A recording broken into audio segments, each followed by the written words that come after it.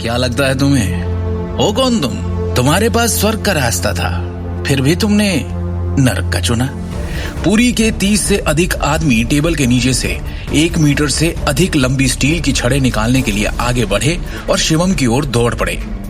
उनकी प्रत्येक गतिविधि तेज लेकिन हिंसक थी। जैसे ही उन्होंने अपनी स्टील की छड़ें शिवम की खोपड़ी की ओर घुमाई, ऐसा लगा जैसे शिवम की मौत आज निश्चित है। क्या होगा शिवम का? क्या वो स्काई टावर से जिंदा निकल पाएगा? एक आदमी ने उसकी ओर एक लोहे की छड़ फेंकी, पर इसके पहले कि वो शिवम को छूती, उसने उसे हवा में ही पकड़कर कांच की तरह चकनाचूर कर दिया। अगले ही पल में वो बिना किसी हिचकिचाहट के उन आदमियों की भीड़ में आगे बढ़ा। कमरे में हवा के झोंकों को भड़काते हुए शिवम उन आदमियों के इर्द गिर्द बिजली की तरह चक्कर लगाते हुए उन पर हमला करने लगा और सबको चकमा दे दिया। उसकी हरकतें इतनी तेज थी कि नंगी आंखों से केवल उसके बाद के चित्र देखे जा सकते थे। चारों ओर सिर्फ टकराने की आवाजें आ रही थी। जमीन से लोहे की छड़ों में से एक को उठाकर शिवम ने अपने रास्ते में आने वाले सभी लोगों को मारना शुरू कर दिया। अपने विरोधियों को जवाबी कार्रवाई का कोई मौका नहीं दिया। इस लड़ाई के दौरान दर्जनों लोग शिवम के शरीर पर एक खरोंच भी नहीं लगा पाए, लेकिन शिवम उन पर लगातार हमले किए जा रहा था। बोल! शिवम ने जगनपुरी को ठंडी मगर क्रोध भरी नजर से देखा। किसके कहने पर तू ये कर रहा है सब? ये पूरी अपनी सीट पर सहमा सा बैठा था। उसकी आंखों के सामने जो हुआ वो अब भी वो हजम नहीं कर पा रहा था। शायद वो विश्वास ही नहीं करना चाह रहा था कि कोई ऐसा आएगा जो उसे हिला के रख देगा।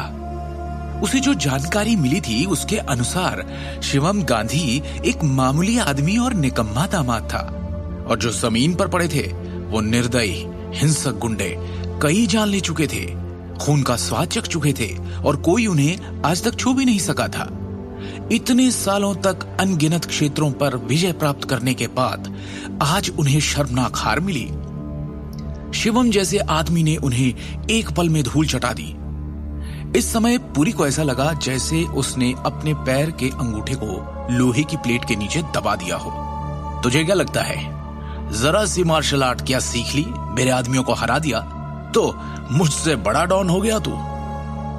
अपने हाथ से सिगार फेंकते हुए पूरी जोर से चिल्लाया, मेरे एरिया में मेरे साथ खिलवाड़ करके तू मौत को बुलावा दे रहा है। शिवम ने निडरता और बिना भाव के साथ कहा, कोशिश करके देख ले। उन शब्दों को सुनकर पुरी की भौहें थोड़ी फड़क गई। जबकि वो कई सालों से अंडरवर्ल्ड पर राज कर रहा था, पर कभी किसी ऐसे व्यक्ति से नहीं मिला था जिसने बंदूकों का सामना करते हुए इतनी निडरता से जवाब दिया हो। ऐसा है तो तेरी इच्छा पूरी किए देता हूं। पुरी ने ये कहकर क्रूरता से अपने दांत पीस लिए और बिना किसी हिचकिचाहट के ट्रिगर खींच दिया। गोली चलने की आवाज हवा में गूंजी। ठंडी स्टील बैरल से चमचमाती बुलेट धुएं के गुबार के साथ तेजी से शिवम की दिशा में निकली। पर हैरानी की बात यह थी कि गोली के आवाज के साथ ही डरने के बजाय शिवम ने अचानक अपने भावहीन चेहरे पर एक खतरनाक मुस्कान प्रकट की।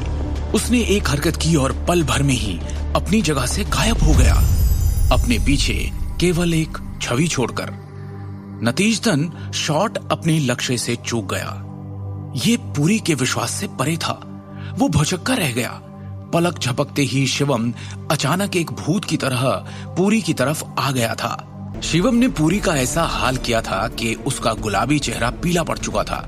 उसने सपने में भी नहीं सोचा था कि उसके आदमी तो दूर, शिवम उसकी गोली तक को चकमा दे देगा, वो भी इतनी फुर्ती के साथ। इतना ही नहीं, शिवम ने उसे निशस्त्र भी कर दिया था। शिवम खतरनाक तरीके से धीरे धीरे पुरी की ओर चलने लगा। क्या चाहते हो? मेरे करीब मत आओ।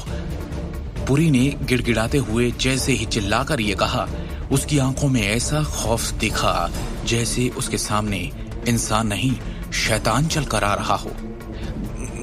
गलत मत समझो शिवम भाई, मेरा तो तुम्हें मारने का कोई इरादा नहीं था। कसम से मैं तो बस चेतावनी देना चाहता था। चेतावनी? पुरी को अपनी किए पर पछतावा होने लगा। उसने कुछ सोचा, फिर शिवम की ओर उसकी आंखों में देखा। क्या क्या आप एक प्राचीन मार्शल आर्टिस्ट हैं? पुरी ने झिझकते हुए पूछा। ओह, शिवम जरा चौंका, क्योंकि उसे उम्मीद नहीं थी कि जगनपुरी के पास प्राचीन मार्शल कलाकारों का ज्ञान होगा। तुम प्राचीन मार्शल कलाकारों के बारे में भी जानते हो? आगे की कहानी जानने के लिए देखिए अगला एपिसोड सिर्फ पॉकेट एफएम के YouTube चैनल पर, और शिवम द हिडन वॉरियर के सारे एपिसोड्स को सुनने के लिए डिस्क्रिप्शन में दी लिंक से डाउनलोड करें पॉकेट एफएम ऐप।